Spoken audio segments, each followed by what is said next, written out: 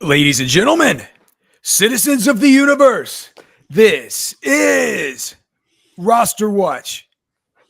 My name is Alex Dunlap. I'm joined by Cody Carpentier. And Cody, back from the combine, back in our confines of our home studios here. Good to see you. Glad you traveled safe. We're going to talk today about some of the winners and losers coming out of the week. We just got done spending in Indy. And also we have, we don't have up on the site yet, do we? But I guess soon we'll have up on the site our scorecard from the wide receiver on-field testing. How do you want to get started today? Let's just jump into it, man. I'll be honest. I'm happy to be home. Happy to be home. It's 6 long days of not soft bed. That's not my own. But we're back. We're here, and some shocking stuff here when we got done with the grades. I didn't grade them until this morning.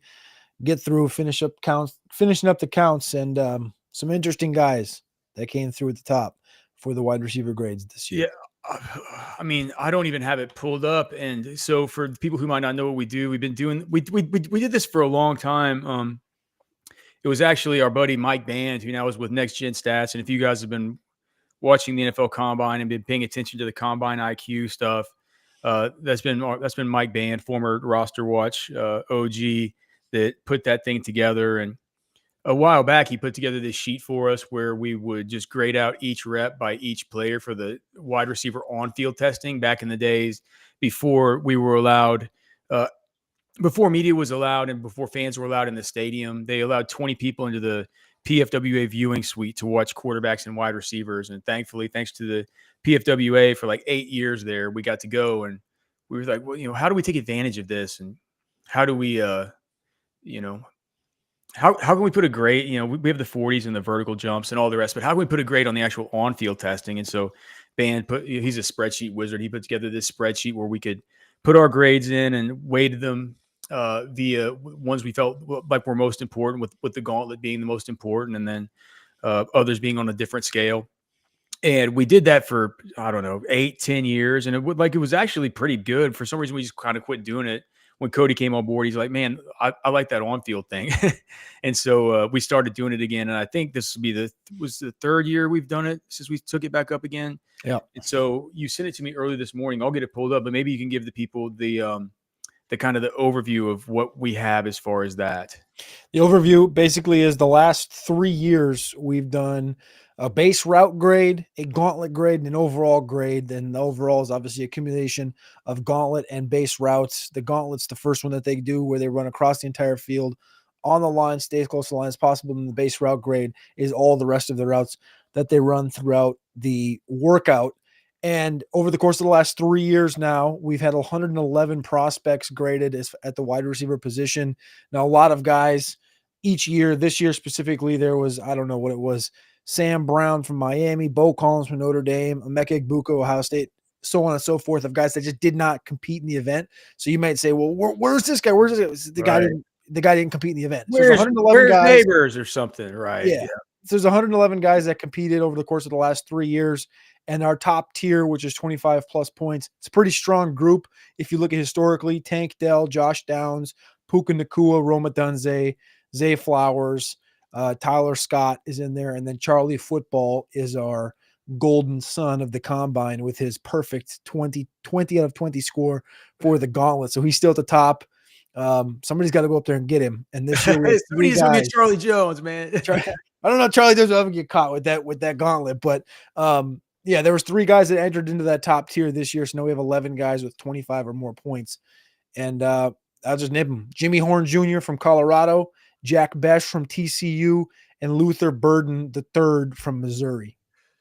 Yeah, man. I mean, and here's the thing. It's not, Cody, that stuff goes so fast to where as you're doing the grades, you don't really know who you're grading. At first, it's a mad scramble. You're like, oh, wait. Like, okay, so Theo Weiss ran his 40, but there's no Theo Weiss doing this thing. So you got to figure it out. You got to scramble their names out real quick. And by the time it gets going, man, you guys watch the combine. Yeah. Now, you don't see every drill on TV, but you see a lot of them. And, whenever they're going from one to the next, you're not looking at who the player is. You're not really looking at anything. You're just like, next man up, next man up, next man up. Here's his grade. Here's his grade. Here's his grade. And then you flip over your sheet and you get going again. And so it's always a surprise at the end. It's like, hold on, Cody and I both have Jimmy Horn, and Cody and I aren't talking. There's no time to talk. It's just like I The was only telling Cody, I the was only telling Cody talking halfway is through the like, second one. The only conversation that you and I had would just be like, one, ooh, wait, who's in? yeah, Who's out? Like, was that Dante Thornton? Was that like, and yeah, then the other thing was just like, during the second wide receiver group was where I was just like, dude, I'm Cody. I'm ready for this to be over, dude. You're like, dude, it's just like 10 more minutes, man. I'm like, it's hurting my hands. So you're not concentrating on who's really who, unless it's somebody that really, really just stands out physically, that you just kind of know what they look like. Like whenever yeah. Jaden Higgins would go out there, I'd be like, all right, well, that's Higgins, or you know what I mean? Daquan Felton, because he's so big. Yeah, Juice Wells, because he had the big hair thing, like Yeah. stuff like that, right? But like with the other guys, it's like a lot of these dudes from you know half a football field away, you can't see their faces and stuff. And so when the end, Cody and I both come out with these good grades on Jimmy Horn Jr. And I mean, I can't help. We're going to talk about combine risers and fallers. I can't help but think that he's going to be some kind of riser here, except for whenever I'm gonna put this up on the screen real quick, Cody. This is from the Combine IQ, and let's see, is this not the right one? One thing I did notice as far as Jimmy Horn Jr. on this, so my Combine IQ is having trouble sharing, but whenever they did whenever he has band put on the matrix of the production score and the athleticism score. And you always want the guys that are in the upper right quadrant, right? Because you want the production to be high and the athleticism to be high. It's like the one thing about Jimmy Horn Jr. is he's small and he didn't test well. And he was Tested all right. but he's a feather over 5'8", and he ran 4.46. 4.4. Was it 4.46 or 4.47? Either one. That he was a guy who, whenever Trashman did the write up, said that he was probably going to be one of the faster guys in the class. And Yeah, I mean that was one we definitely expected. As far as the props that we've done well on all year, Jimmy Horn was one of the guys that we did expect to run in the 4.3. So I guess that is point taken. But as far as the production goes, as far as just the matrix there, like if you look at it, he was kind of the worst as far as the production from last year and the overall athleticism score that Band has put together. And I can tell you, well, the production, go into what, remember, he's playing with four potential NFL receivers. yeah, and I think he missed He missed a game or two as well. But like the production was truly among the most miserable of. I mean, we're talking 10% of the 10% of team receptions, 11% of team market share as far as team receiving yards, and just one touchdown was only 3% of that offense's total touchdowns. I'm just going to say, you got to put context on. He's playing with Travis Hunter, who won the Heisman, LeJounte Wester, who had over 1,000 yards coming in as a transfer, and Will Shepard, who was at the Shrine Bowl, did not get a combine invite. He's playing. I mean, that's four talented receivers in one room. I understand the point 100%. I'm not trying to defend him, but I just do want to say it's the only guy in the class that played with three other NFL type receivers. I mean, I guess other than the Ole Miss receiving core had some guys too. Yeah, for sure. So Jimmy Horn, who was, and Luther Burden. Yeah, like, so another one I was glad to see, because I'm having all this trouble at the top about Luther Burden, and that's going to be something that where I'm stacking it in his corner right now. I'm still not ready to name him wide receiver one. I'm on the verge of it. As soon as I finish up my eval on him, and basically, man, I'm down to one of my other risers for this class, and Luther Burden for the wide receiver one. I guess we'll get into that whenever we talk about the combine risers and stuff. But I thought that Burden, I guess I can't really say that going through the drills, I thought this and this and this about him, because as I freely admitted earlier, it's such a mad scramble. Half the time I didn't even know it was Burden. I'm just grading the player. Right. Yeah. But to see him come out like that was always good. And then, I mean, Jack Besh, I mean, he didn't run this week. And I think that was probably definitely by design. I think he's probably going to run a 4.55, 4.56, something like that. Maybe he wants to take that thing back to TCU, where we know that they have the fast track there, as we've been going to those pro days for most years now, going back to 15 years we've been doing the pro day stuff. I think that that guy's done nothing but really. I thought he was. I think he's. Obviously great personality, great on the podium, great in his interviews in the Senior Bowl. Was the Senior Bowl game MVP. Great story to him, and then goes out and runs really good, really clean routes at the combine. Does a really good job. Excellent body control. All the rest of it. Besh is one of those guys who, when he's out there, all right, well, that was Besh that just ran that route. So I I have no complaints about how this thing. It's like there wasn't anybody super weird except for Jimmy Horn. Really, to me, that's like, what do you think about the whole Horn thing? I mean, what do you think about it? Well, I was going to ask you a question about Luther Burden, but I'll come back to it. The Horn thing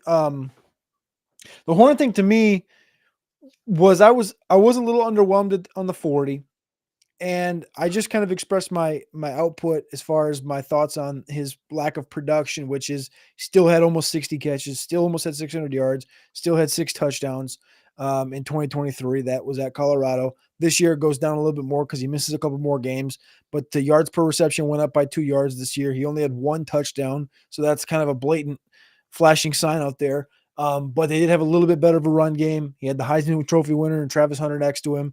And this is a kid that I think plays a little bit faster than what the 4.46 says. He's a guy, like, to me, I think when I think of like Isaiah Bond from Texas, his 40 going 4.4 flat 4.39, he plays faster than that. The miles per hour tells you that. Matthew Golden from Texas runs a 4.29. He plays slower than that on tape. My eyes would tell me. And Jimmy Horn with the 4.46 here from Colorado, he plays faster than that 4.46. So some of these guys, when you see the 40, it correlates. Some of these guys, to my eyes and to the tape, when you watch a guy pull away or not in a game, it doesn't. And then on the field with Jimmy Horn, as far as the overall grading goes, I was surprised, and I think I realized it once we got towards the end. I was like, I realized it because, like you said, we don't pay attention to the names really, other than to kind of make sure we're on track. And I remember going through and then realizing, like, every time I get to this certain part of the screen, it was like part of the sheet. I would get to this one spot, and it was like the one guy that was doing decent. And I was like, where is that guy? And then in between one of the breaks, I realized it was Jimmy Horn. I was like, I guess I've noticed those green cleats a little bit that he's wearing. He had like lime green cleats on. So I don't know. I'll be interested to see kind of where he stacks up. He's going to be 24 years old in the middle of the season this next year. I think he's a good receiver, but I still think it's probably going to be something on early part of day 3. My one thought on Burden, and my one question for you, Alex, I was using the Combine IQ tool, and I was looking at Luther because I did a show with our friend Theo from Player Profile and Fantasy Points earlier, and I was he was asking me about Luther Burden, who I have as my receiver 1 right now, and I'm actually kind of I guess in the similar boat as you, is where like I have him there already. You don't quite have him there yet, and I'm trying to say, all right, do I want to put this thing like in ink? Am I done? Am I going to stamp it shut, sign my name on it, and ship it, put it in the mail, and I'll pick it back up on May 1st? And I pulled up the Combine IQ, and I talk about the archetype, which to me is 5'11", 6 foot, north of 190 pounds, like south of 210. So between 190 and 210. And he runs sub 4.5. So if you take those 3 things, taller than 5'11", north of 190 pounds, short of 210 pounds, and a sub 4.5 40, he's got the second smallest hands in the last 10 drafts. Yeah. I mean, that's 8.5 inch hands. The smallest hands was Colby Listenby from TCU in 2016, exactly 10 years ago. And he was 8 2/8. Burden's 8 4/8. The next size up, 8 5/8, was Antonio Gibson, Jacob Copeland, Cornelius Johnson, Deion Kane, George Pickens in that same category. He had 8 6/8. It's just really what it is. It's a very shallow hit rate. DJ Moore had 9-inch hands, but all the guys that are sub 9 inches, like the only real hit is George Pickens. And there's like 15 guys in this list. And that's and I know it's like, it sounds stupid. You're talking about, it just sounds stupid, but it's like, it's the one thing that's kind of my hurdle right now, Alex. 8.5 inch hands is like, I'd forgotten. That was a data point that I knew we talked about there at the combine, but something that I'd forgotten about. But yeah, I mean, that's something to take into consideration. It's one of those ones you're like, wow, it doesn't seem like he has small hands. When like he's one of these guys that has the vacuum cleaner hands. Whenever you watch, especially in 2023, it's like the other anomaly was with Ted McMillan, and he didn't work out or anything, but just seeing his, I'm just like, this guy, measures in over 6'4", I think. Hold on, let me make sure about that. Yeah, 6'4" and an eighth, 219 pounds, and then you look at his wingspan, and he doesn't. I mean, his wingspan 77 and 7/8. It's like if you look at guys who in this class with the higher wingspans, it's like you have, all right, Isaiah Nayer, who's 6'3" at 83-inch wingspan. You have Savion Williams with basically an 81-inch wingspan. He's 6'3.5". You have Jaden Higgins, who's 6 foot. Jaden Higgins, who is 6'3.5". He's got a 79 and 3/8. Dante Thornton, who's 6'4" and basically 5'8", 79-inch wingspan. Daquan Felton, 6'4". He has a 78 and 5/8-inch wingspan. Alec Iamaner is only 6'1.5". He's got a 78-inch wingspan. Trey Harris, a 78.25-inch wingspan. Jacoby George from Miami, he's only 6'1.5". He's got a 78-inch wingspan. So you got these guys that are 6'1", 6'2", 6'1.5". All these dudes with the same sort of wingspan as Ted McMillan, and only one of those guys is taller than him, and Dante Thornton. So it's just, I just think it's another one of those anomalies as far as it's like what you see on tape isn't really the same as the way that these guys measured out with Burden and with Ted. And I think it's interesting that those are two of the dudes that are at the very top of the list as far as what people are talking about as far as wide receiver one in the class. Tet, for that measurement, 6'4" and over 215 pounds. It's not terrible company. Kenny Golladay was at 76 and 3/8. Nico Collins, 78 and 4/8. So some guys at least in the neighborhood of conversation. 78.5 feels bigger than 77 and 7/8, though. Well, yeah, I mean, it is. By definition, it is. We did see Kenny Golladay hit, though, at 76 and 3/8. To a certain extent, he didn't hit quite like the expectation for a Ted McMillan. Also, nobody in this threshold. This is 220, so he's over that. So nobody in this threshold, though, has been a first-round pick. It's Colin Johnson, Nico, Kenny Golladay, Marcel Aitman, Jalen Hurd, Antonio Gandy Golden, Michael Pittman at 79 and 2/8. Now you're just getting much larger at that point. Alan Lazard, 78 and 6/8. But I mean, the point's taken. Like, it just doesn't equate to what the length is you'd expect it to be. And also, one thing, part of Ted's game is like it's viewed as like this catch radius that's ridiculous. And maybe at Arizona playing against Baylor and Texas Tech, it's a great catch radius when you have a great connection with the quarterback, right? But in the NFL, obviously things get tighter and the game changes a little bit. He's not going to have Noah Fafita there. He's been throwing it to him since he was in 4th grade. When he gets to the end, throw it up for Ted and see what happens. All right. So that's that. Anybody you wanted to point out is just having a terrible day as far as the on-field drills or anything like that? Or I guess one that surprised me. I'll give you two names. One that surprised me is Jalen Royals, who actually graded out as one of the better. I guess I would say like top third in the gauntlet, but he scored one single point on the base route grades. He was pretty miserable as far as our overall grades. For the route running was Jalen Royals. He ended up with a 14, which is bottom 30 out of the top 100, 111. The worst grade in the class was actually the most athletic freak in the class at the wide receiver position, which goes to Isaiah Nayer. Isaiah Nayer from Nebraska, formerly of Texas, formerly of Wyoming. He's a guy that came in and actually, I mean, right next to Isaac Tesla as far as most athletic, but 11-foot broad, 38-inch vertical, 4.4 flat at 6'4", 218 pounds, super long guy. But the on-field stuff was not great. And, I remember talking specifically last year, Alex, with two guys that were down this conversation was Brian Thomas and Troy Franklin. Troy Franklin is 111th overall on this 111 list. We talked about that last year. And Brian Thomas, I mean, one of the more miserable workouts, and Brian Thomas, who actually had a pretty good gauntlet, but scored negative in our base route grade. Brian Thomas's gauntlet was a 13.5 out of 20 for us, which is the best gauntlet out of anybody in this bottom 30 grouping. So, I mean, again, you could say we missed on him, but he's also just not a defined route runner. It's just not his game. It's a piece of the profile. It's not like these are our rankings. Correct. It's a piece of the profile. It's just it's part of the game. It's one little sector part of your 4-year profile, 3-year profile, your all-star game, your workouts, your athleticism, your pro, all this different stuff that goes into this together.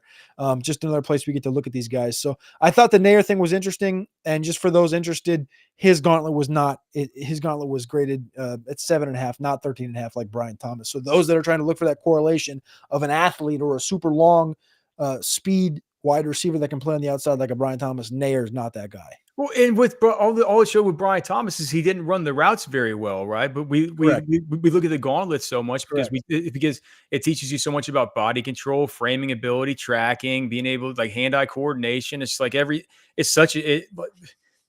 there's a reason why they run that drill first, why they run that drill twice, and why recently they've started to say like, heck, we want the DBs to run that drill now too. It's an important, good overall drill for just seeing somebody's overall hand-eye coordination, their tracking, their framing, and they're just their ability to keep control of their body through a stressful athletic situation. So what about winners and losers? I have a couple that I wrote out. We can just kind of go one by one, or do you just want to list a couple that you have, and then we'll do that? Of course, there's never a show sheet here at Roster Watch. I wanted to shout out our guy Stim T that's had some good questions.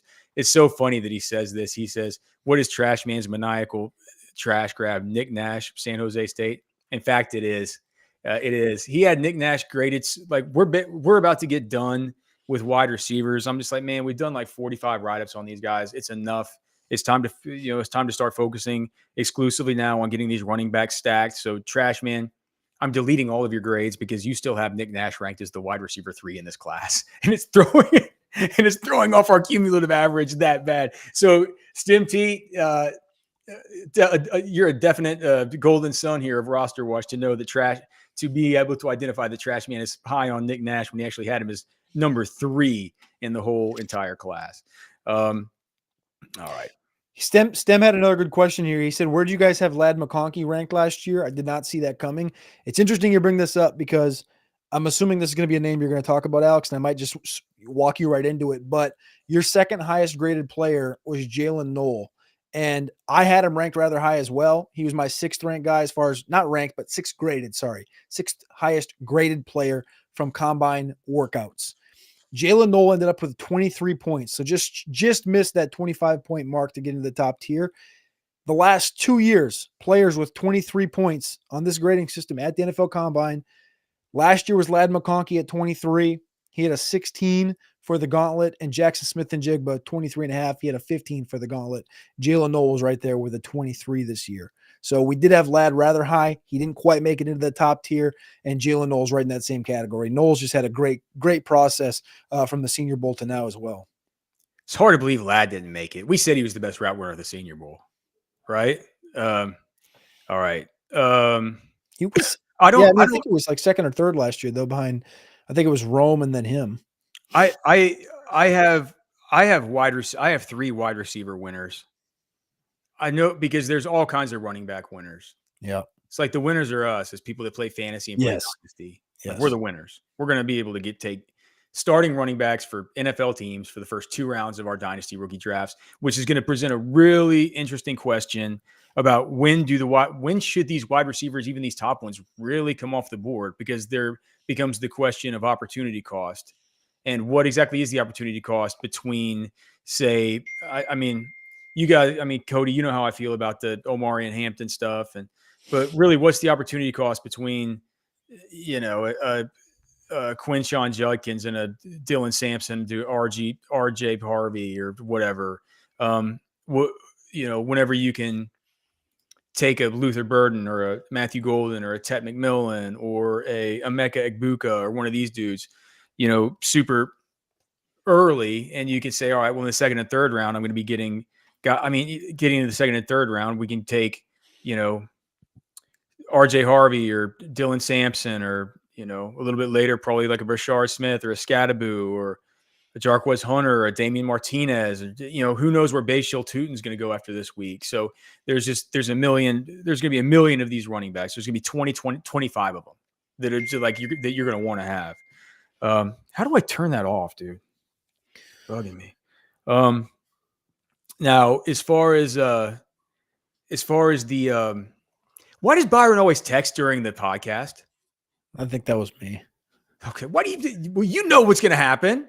Michael Mayer's in the trade block. That's what the text says. Yeah. What was I saying? Okay, so 2025 of these guys, it's like, well, the wide receivers you're going to be taking in that same area where you're going to be taking those running backs that could be total game changers for you, or start to feel like these kind of scrubby players, right? So Juice Wells and Tez Johnson and stuff like, you're not going to want to take these guys in Dynasty. So it's almost like it's going to be a tough kind of puzzle making the Dynasty rookie cheat sheets this year to make sure that you guys are taking value at every turn. But certainly we're going to make sure that that's the case. And those, as always, will be out the Sunday after the NFL draft.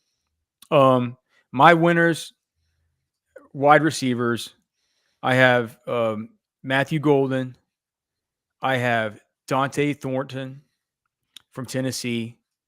I didn't write in Jalen Noel. I think that he's a winner, but he didn't really change that much in mine because I had him ranked high to begin with. But I do have his teammate Jaden Higgins as a real winner from Iowa State.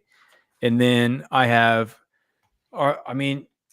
it's hard to deny now that we probably need to have a reevaluation on Isaac Tesla from Arkansas. I had to move him up a whole lot. He's a guy that I liked at the Senior Bowl. I thought he was good, seemed very, very dependable. I went and kind of watched him a little bit more today. I thought that, after maybe this week of workouts, maybe a comp I came up with, it's not exactly right, but he has a little bit of Eric Decker to him. But dude, the athleticism testing for him is just really, really, really good. And he's been good at every step of the process. Seems like a upstanding, good guy. I don't know, Cody, just your thoughts on that. I think Golden is pretty self-explanatory. Dante Thornton, it's just his profile keeps coming. I mean, he had a 3.74 yards per route run at Tennessee last year, one of the best in the whole entire class. So we know that's a good predictive metric. And this guy at 6'4.5", 205 pounds, just goes out and blazes. What did he run? It was blazing. Is this right? Like, this is a 4.30, is it? No, he didn't. Who? Dante Thornton? 4.30. Yeah. That's insane. So Matthew Golden broke the record for fastest 40 by a receiver over 190 pounds since 2003. Now, again, that's not a record because it's a categorical thing, but in the Combine IQ database, if you go back to 2003, at the wide receiver position, 190 pounds plus, Matthew Golden runs a 4.29, breaks the record of Darius Hayward-Bay, right? 20 years ago, 4.30. Well, that's exactly what Thornton ran, was a 4.30. So Thornton, had Golden not run a 4.29, Thornton would have been the name of he would have gotten much more of the publicity, right? Right. And people like Thornton coming out of the stadium. A couple of people we talked to were just like, Thornton was the big winner. And it was like, well, I thought he was good. I didn't think he was fantastic. Just the more and more I looked at the overall profile, and the people who told us that coming out of the stadium are influential people, right? So that's what kind of made me want to go back and look. And it's mainly the yards per route run that stuck with me, and also the fact that he's not like I figured he was probably one of these guys that's super old and stuff like that. He's not going to turn he's not going to turn 23 until almost Christmas time. Yeah. So I really liked him. Higgins, just a really good, solid athletic profile, good Senior Bowl, Mr. Steady Eddie through the whole week. And then you look and see that he's got the wingspan that's 79 and 3/8 inches, big enough hands at not at 9.5. And just to do that after the Senior Bowl, we had pegged it like, this guy's going to run a 4.6. He comes in and runs a 4.47. Good jumps too. So I think that Jaden Higgins is somebody. It's like, how much more do you need the guy to prove to you? He looks like he's going to be good, I and think and Alan Lazard plus. there you go. I was just gonna say I think he's gonna be a tough one, an interesting one to find a comp for. Because I saw some Nico stuff float out, but it's a different way, completely different play style with Higgins. But I think Higgins and Noel, both Iowa State guys, have grown a lot over the course of the process. For me, I think they're both going to end up in the top 10. Tesla, you brought up before from Arkansas, maniacal, 6'3", 214, almost 11-foot jump, 405 shuttle, almost a 40-inch vertical, runs that 4.43. You brought up Decker, and as you were talking, I pulled up a guy from last year, who I'll just say it. He's a second round pick. We are big fans of him, and he didn't quite run this fast, but he ran a 4.41. He was 6'1", 190. And when I look at the grades from the combine, I'm like, man, 4.5, 14, identical grade as Ricky Pearsall from last year. Hey, Pearsall's a pretty decent comp. I'm going to add that one in too. I think I hated that they're all white guys. white on white crime. Yeah, I hated that they're all white guys. We really try not to do that, but sometimes it's just. I'm just being honest. I mean, the guy ran a 4.4. I mean, what did Tesla ran a 4.43. Ricky runs a 4.41. The guy's got 15 pounds on Ricky, but they had the same exact. I mean, the situations are eerily similar. Both played in the SEC on some underwhelming football teams, bad quarterback play. Like, I like that. It's good. That's you good. can tell the story, right? Yeah, no, Pearsall's a great one. That's a really good comp. Not quite as acrobatic. I don't think Tesla can like catch a ball with one hand and like do a backflip at the same time, the same way that Pearsall can. Do you have any other winners? And then we can talk about a few losers. Winner, I had Terrence Ferguson, the tight end from Oregon. This is a guy that in this tight end class that is just viewed widely as just like the top dogs, right? It's Tyler Warren from Penn State. It's Colston Loveland from Michigan. It's Elijah Arroyo from Miami. None of them work out. None of them do anything on the field. And Terrence Ferguson, I thought, had a good day. And he's at 85 catches, 9 touchdowns, and over 1,000 yards the last 2 years combined. And he puts out an athletic day, runs a 4.63 at 6'5", almost 250 pounds. He comes in at 247, 39-inch vertical, 10-foot broad jump, 80-inch wingspan to boot. And the athleticism, if you look at it from those couple metrics, 6'5", over 240 pounds with over a 10-foot broad jump, he's the slowest out of this group, but this is a very athletic group. Albert Okuibunam, Mike Gesicki, Zach Kuntz, Jimmy Graham, Theo Johnson, Bucky Hodges, and Jelani Woods, some of the most athletic tight ends we've thought of, in the last decade. And those are guys where Terrence Ferguson put himself in the conversation. And I think as a tight end, we saw Terrence Ferguson at the Senior Bowl. I think he was one that I was interested in coming out of the Senior Bowl. Not guys that I loved, but guys that I was interested in seeing more from. I wanted to see more from Terrence Ferguson. I wanted to see some more from Gavin Bartholomew.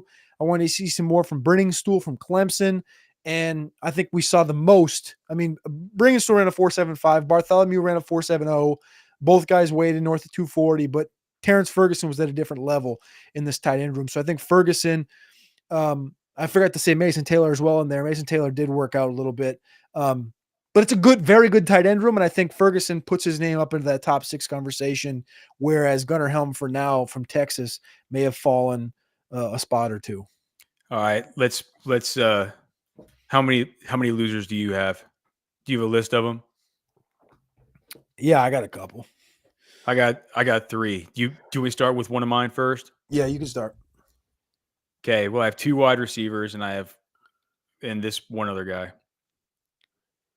Number 1, Will Howard. Thank you. Ohio State quarterback. I just can't this guy. Tough. I've been to, this is our 14th year doing this on this tour, or I guess our 13th combine because they canceled it in 20, whatever. They canceled it for COVID one year, at least for the media. And I can't remember somebody just looking so bad out there, just throwing balls like 5 yards behind guys, just not understanding the simple route concepts. It really just gives you. It really, to me, it gave me an appreciation for guys like Quinn Ewers and even Dylan Gabriel, just the dudes who would just know where to put the football to give us a good eval on these wide receivers. You look back, and I hate it on my sheet, my combine testing sheet. I'm having to put these X's on it for these receivers, and we're having to remember to go back and look. It's like, all right, well, this guy needs another throw. This guy needs another. And it was always the Will Howard throws. It's like, what's wrong with the guy? And you have the fan, you know. I guess I'm not the best with Midwestern geography, but I think that Ohio is pretty close to Indiana. So It's there's the a next ton of state over. yeah, It's there's a about an ton of hour Ohio drive. State fans there, right? And so Yeah. there's like they're all kind of cheering, but even the Ohio State fans at a certain point, like they had to stop cheering for the guy because he was just so off. And so in a class of quarterbacks where it's uh just very nebulous after the top two, and I think with those top two, maybe a little bit nebulous about how good they're going to be anyway. Um, I think he made it a little bit easier to say, if you had any cockamamie idea that it was going to be, Chip Kelly now is in Las Vegas and maybe like they would be well off to take his national championship quarterback as some kind of, quarterback of the future and bringing a bridge quarterback too. And, Chip will know how to deal with him. I'm just like, man, I don't know if that's a good idea. If you're going to take somebody, like that, to just blast, it's like it's like my son when he's 4 years old, like if out camping, going out there to take a leak, he just sprays it everywhere, like he doesn't know what he's doing. If you're going to take somebody like that, I mean, why not take Milrow? Why not sign Matt Corral? Matt Corral was out there dropping dimes to those running backs on the wheel routes. It was So tough. next mine is Will Howard. He looked so bad. That was tough. I think Will Howard was the number one quarterback fall. I'll just say overall, Will was one of mine. I'll say overall at the quarterback position, man, I don't even know if Kyle McCord threw. That's how much I don't even know if he existed there. Dylan Gabriel, how small he was. He's too small. The lack of pure arm strength. Like every time he wound up and threw the deep ball, you could tell everything was in that thing. And he overshot guys a ton. He threw some zingers, though. I mean, you got to admit, he threw some zingers. Like he threw some zingers, but man, it was like, it was the definition of playing catch in your shorts and shirt. Like there's no pads on. Like that was the definition of it. Was I think of Dylan Gabriel dropping back, and he's like, "All right, man, I got a 7-step drop, and I'm going to take 4 crow hops, and I'm going to throw as hard as hard as I can." It's like, well, that's just like not realistic. Whereas like the drop backs the other guys were taking and how they kind of went about the process, I thought it just felt different. Mm-hmm. Quinn felt the most natural, but it was clear that the arm strength wasn't quite there. On those deep balls, he left a lot short. I was just having this conversation with Matty Cume on the phone a minute ago. Matty Cume from South Harmon, our good friend, and he's asking me like, what was the big takeaway? And this is what I'm getting to right now. What I'm talking to you about is overall the quarterback position is like deflating. Like we knew it wasn't good, but from Will Howard down to the fact that like, the Dylan Gabriel stuff, the Kyle McCord stuff, Riley Leonard he's just way too skinny, way smaller than I ever thought he was. The Quinn Ewers and Jackson Dart thing. Quinn is so natural, but lacks that true strength that like, if you put an attribute on him for like Madden, his arm strength, I'd put like a 71. And at Jackson Dart, I'd only put it at like a 72, like a notch ahead. But the way that Dart throws the football, he's more accurate and he can get the ball there, but it's a lot more strained, similar to Dylan Gabriel to me. And overall, I'll just say the loser in this group is the whole quarterback class. Like we're just losing because of this quarterback class. We did not get to see Cam Ward or Shador. I'm going to try and drive down to Miami and watch Cam Ward because I have my hopes are diminishing with the Shador thing coming out of the combine. I just hope Cam Ward can at least get us a hit at the quarterback position. My next loser, I have 2 more. My next was Tez, man. Tez Johnson. Pour one out.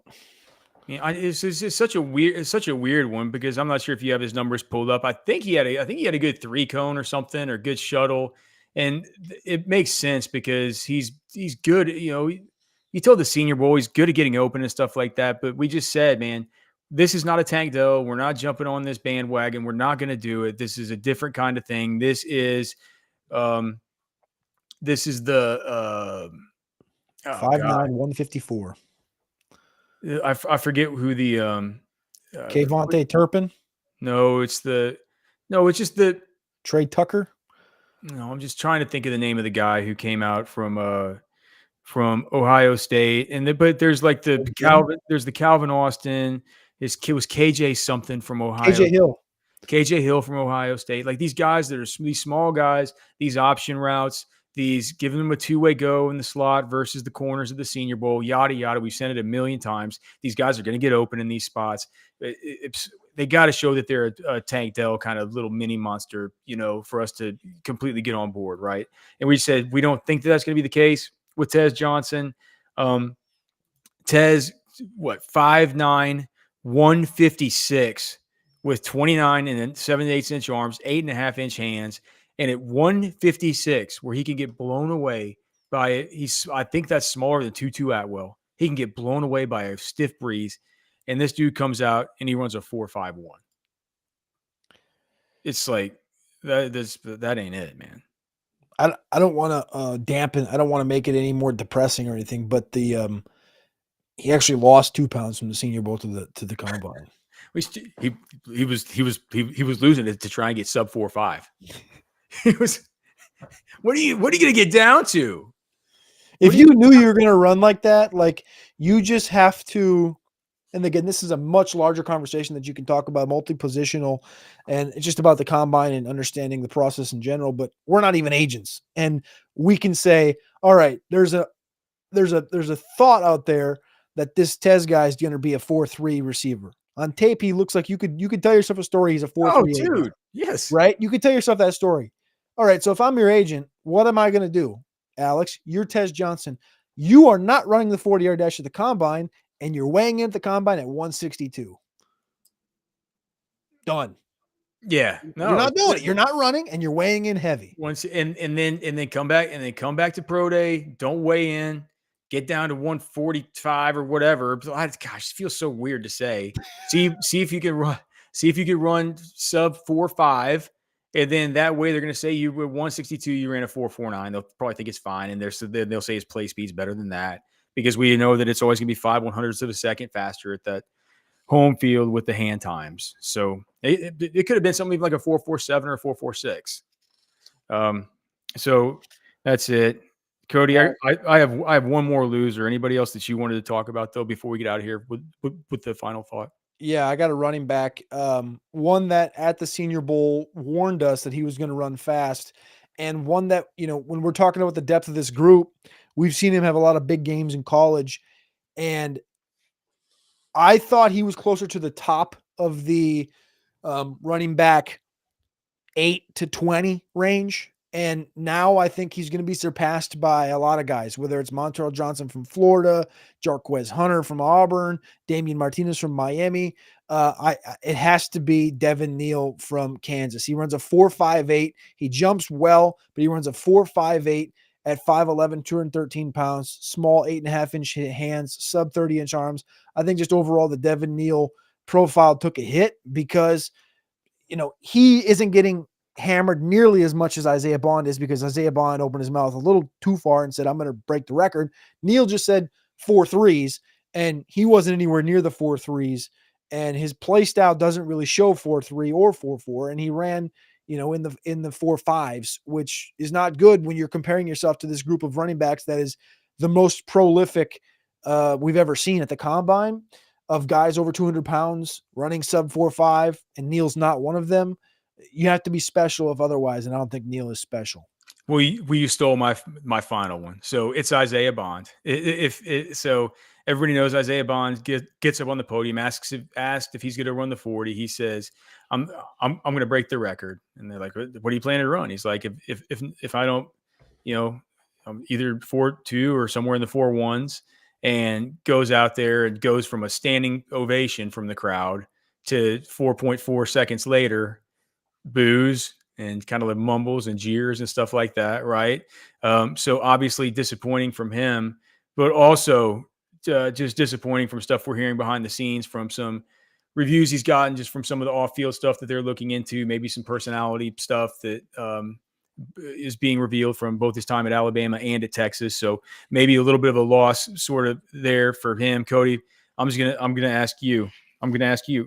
Is it among all the skill position guys, quarterbacks, running backs, wide receivers, tight end, is it possible to say that the biggest winner and the biggest loser in this whole draft class 2025 both come from the Texas Longhorns? Oddly enough, I think that's the truth. This is Anthony Richardson, and you're listening to RosterWatch. This is AJ Brown, and you're listening to RosterWatch.